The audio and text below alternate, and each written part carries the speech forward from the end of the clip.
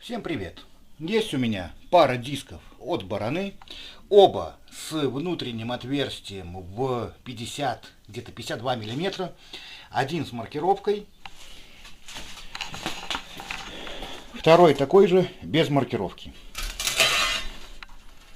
Маркировки нету. Я думаю, это какие-то крайние диски. Толщина 6,2 миллиметра. 8 лепестков, естественно, соответственно 8 впадин. Диаметр по лепесткам 62, диаметр по впадинам 51,5, соответственно, сантиметров. Здесь диаметр, ну как я сказал, 5,2.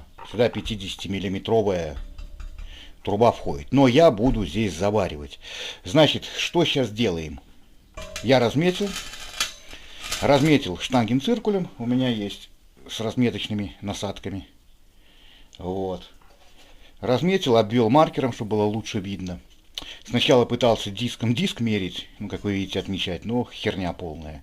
Значит, сейчас буду обрезать. Кстати, есть еще такая идея сделать вот здесь вот ручки. Но посмотрите на руку, и сковорода, если здесь сделать ручки, будет цепляться только на 3 пальца. Вот, ну не знаю, я подумаю. Я пока что подумаю, то есть обрезаю по 3 лепестка с каждой стороны. И если вдруг захочется сделать ручки, то просто сделаю, насверлю 4 отверстия, сделаю между ними пропилы, ну и потом шлифану. Я знаю, что диск каленый, но у меня есть специальные сверла, чем его сверлить. Значит, берем болгарку и понеслась.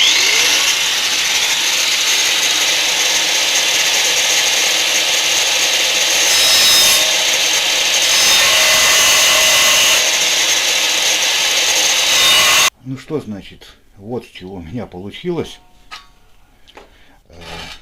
Вот 2 ручки оставил. Знаете, вот я даже думаю, может быть их не вырезать здесь, а это как раз таки удобные места, куда ухватываться.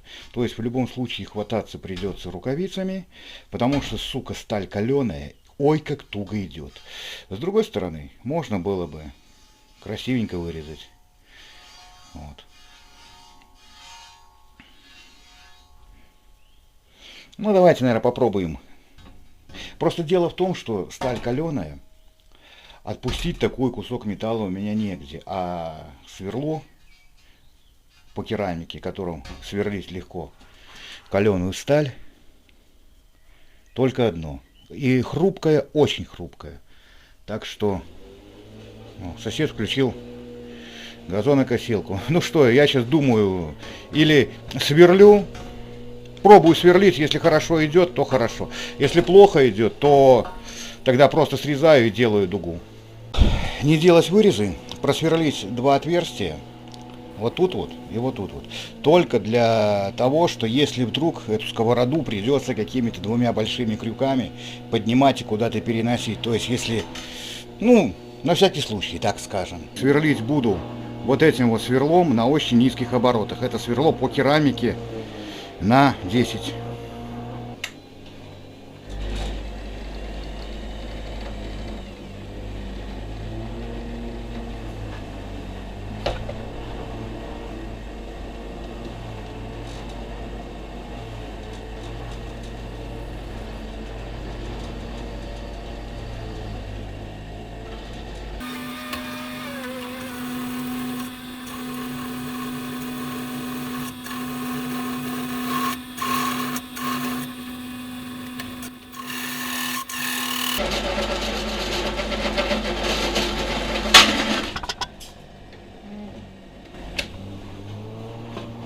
Вот что я и говорил. Сверло очень хрупкое, ломанулось моментально. Хрен с ним, с этим сверлом. Решил я вот так вот оставить рукоятки. Просверлил на 10. Кстати, пошло совершенно обыкновенным сверлом. Вот, ну здесь уже другой стоит на 13, я просто показываю каким сверлом. Сверлил сначала тонким на 3,2, потом на 6, потом на 10.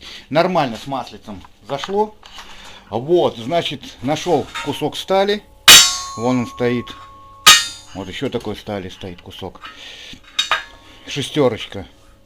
Даже не 6, это 7, но миллиметр я сточу. Вот, вырезал круг не особо ровный, но хрен с ним. Снял фасочку, сейчас буду проваривать. И здесь один есть нюанс, про который нужно вам сказать. Если вы будете брать такие же диски, я не знаю, может быть это какой-то крайний или какой-то еще. Видите вот эту вот фаску? То есть вот здесь вот идет как будто бы не вот в этом месте немножко тоньше, чем вот в этом. И вот в этом вот толще. То есть вот здесь как будто спуск вот к этому кольцу. Но я думаю, это ничего страшного. Это даже не будет заметно. И... О, зато клеймо, видите, какое-то нашлось. Ну, попробую очистить.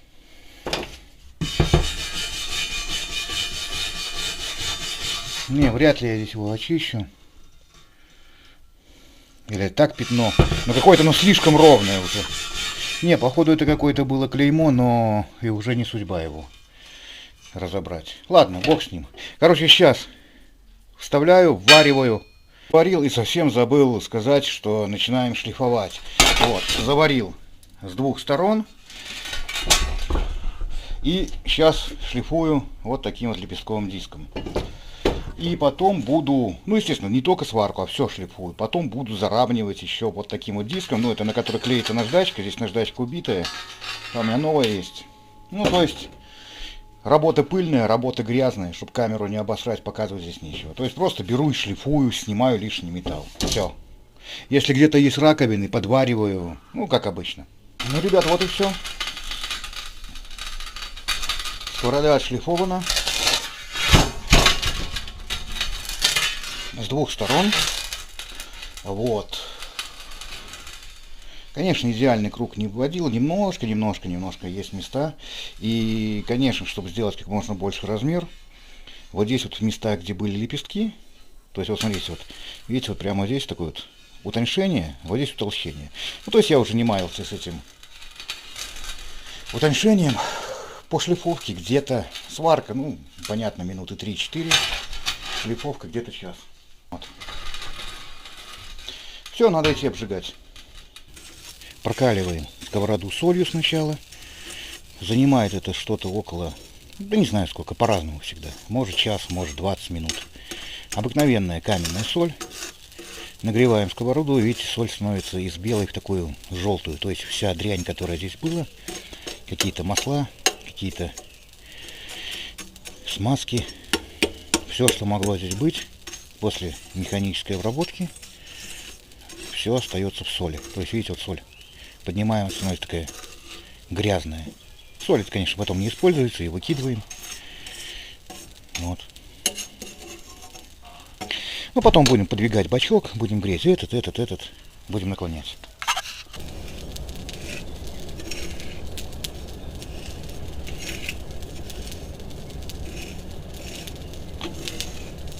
Вот еще сделал вот такие вот крюки, чтобы, если надо, поднимать сковороду горячую. Удобная вещь получилась. Ну, где-то еще можно использовать. Ну что, вот сегодня просмаливаем сковородку маслом, пропитываем. Вонь, конечно, ужасная. Вот, глаза режет, дымище идет. Как я это делаю? Я не наливаю масло, я не жду, пока оно выгорит. Я беру просто тряпку, пропитанную маслом, и натираю.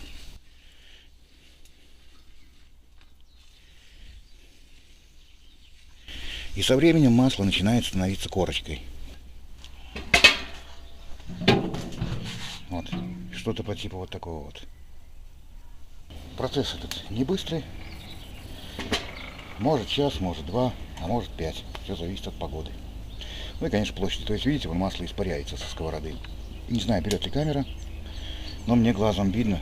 Вот здесь вот она начинает испаряться. Ни в коем случае не наливаем сюда масло. Просто берем тряпочку и смазываем. Этого вполне хватит. Больше не надо. Лишнее стираем. На трещинки не смотрите, они заложатся. Дым перестает идти, значит все готово. Переворачиваем. Ну вот, в принципе, можно сказать, что прокалка завершена. Вот, сейчас, конечно, надо ее сковороду снять, остудить, прокипятить водичкой. Ну, естественно, помыть, прокипятить. Ну и можно пользоваться. Нагреваем участки до градусов 280 минимум, лучше 300, как вы видели, 340, 350.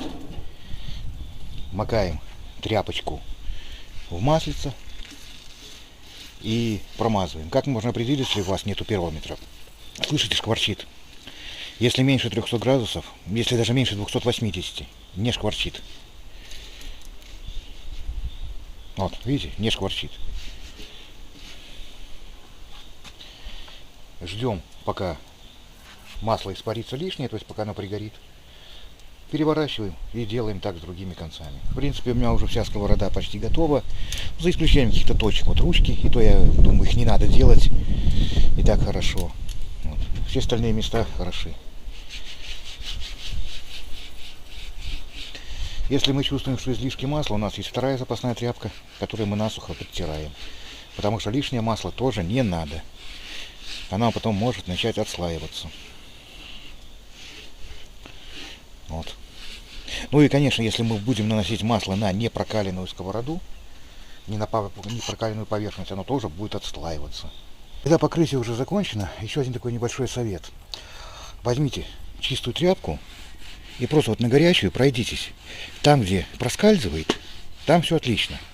А там, где как будто бы сопротивляется, такое как будто бы липковатое, там надо еще прогреть. То есть у меня вот здесь липковато, у меня вот здесь липковато я грею, и вот здесь вот. То есть, дым попал в лицо. То есть у меня 3 места. Вот здесь и вот здесь вот. Я их опять ставлю, прогреваю, переворачиваю. Там у меня сейчас, видите, горячее всего. И все. А эта сторона уже полностью готова.